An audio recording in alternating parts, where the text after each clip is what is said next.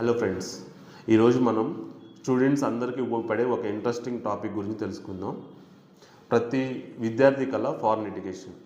ఫారెన్లో చదువుతూ నెలకు 1,00,000 నుంచి 2 లక్షలు సంపాదించాలి అని ప్రతి విద్యార్థికి ఒక కల ఉంటుంది.